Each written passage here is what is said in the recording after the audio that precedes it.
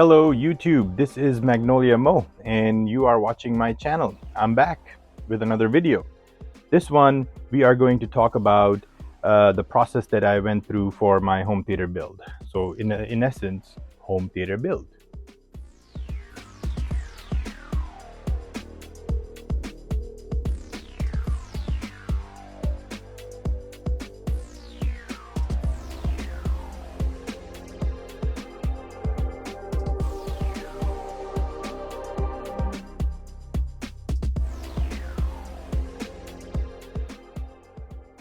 So we were fortunate enough in this house. This was a brand new house, and we were fortunate that we had the time and the opportunity to design the theater from scratch, to actually work with the builder to pre-wire all of the speakers in this theater and in my family room where I have another system, right? So which allowed me to have two rooms essentially, right? Where one's dedicated theater, the other one is for casual TV movie watching, with family and friends.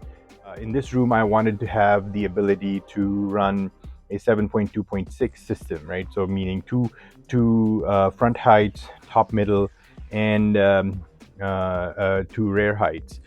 Which would allow me to have a system that's capable or that's compatible with Dolby Atmos, with dtsx, and with Aura 3D.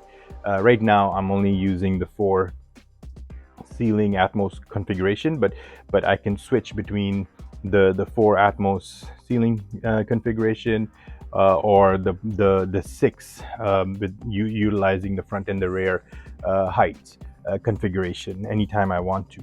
The only thing that we had to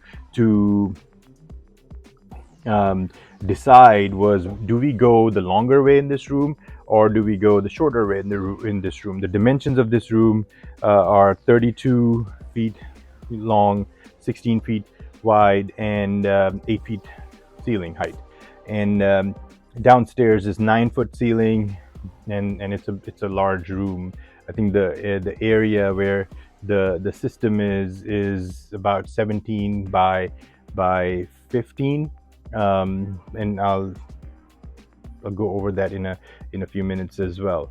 But here I could have gone the longer route, which would have given me the ability to have 2 rows of seating, and it would be more of a traditional theater, which is a rectangular.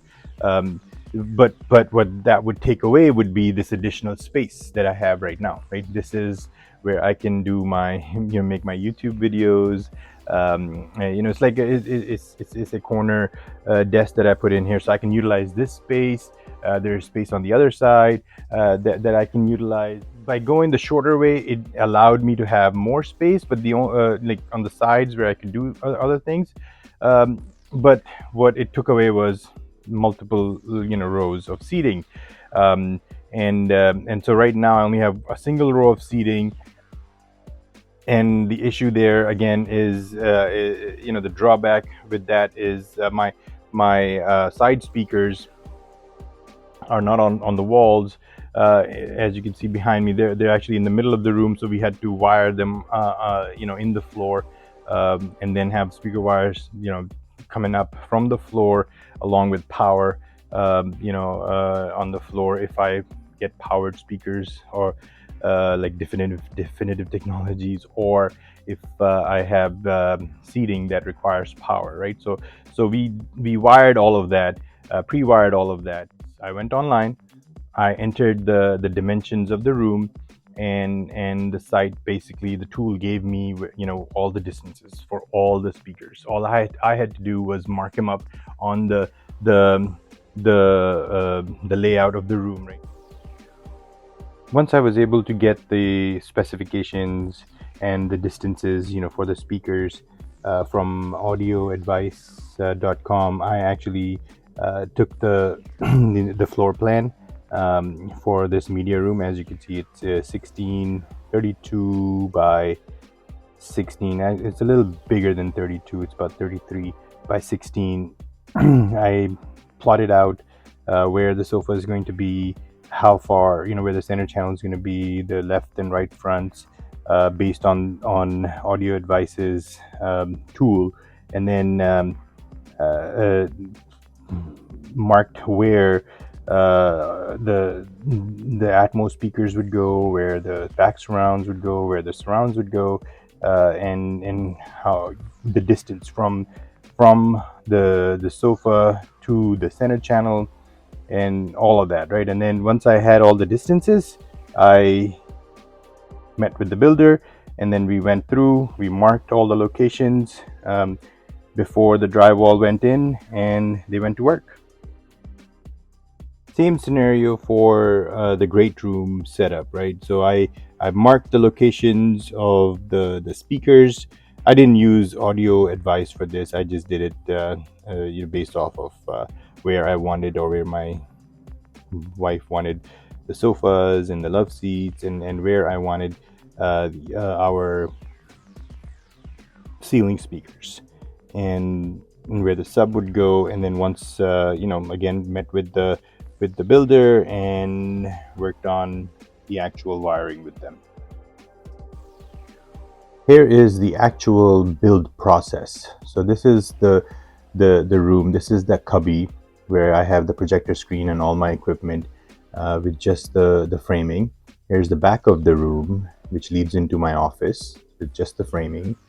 And again, the cubby with some of the wires, with the wires starting to get run.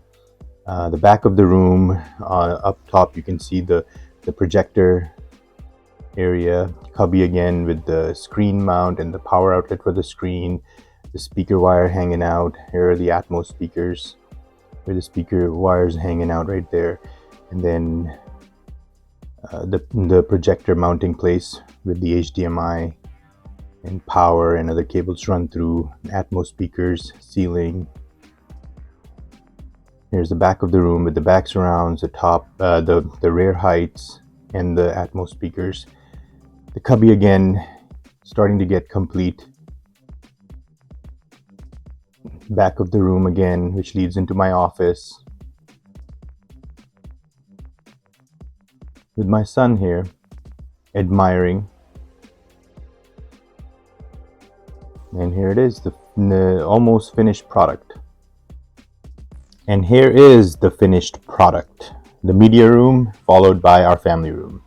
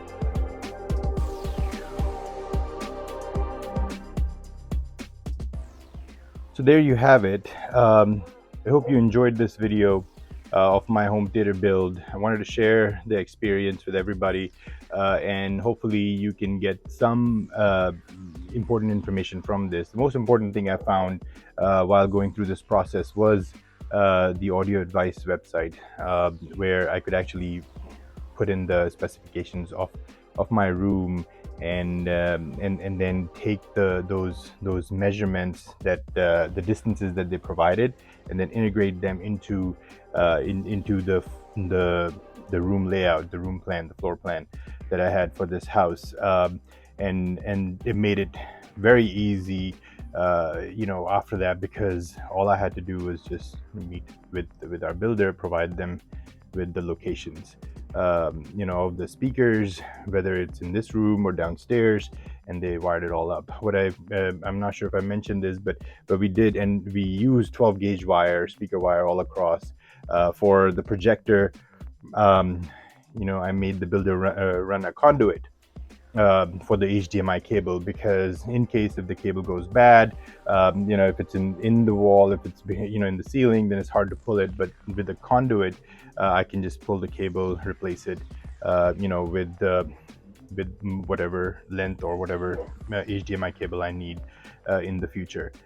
So that's it. So if you guys like this video, if you like the content that I'm sharing on a weekly basis, please like, subscribe, and share these videos, and leave me comments on how I can improve my videos going forward. Thank you.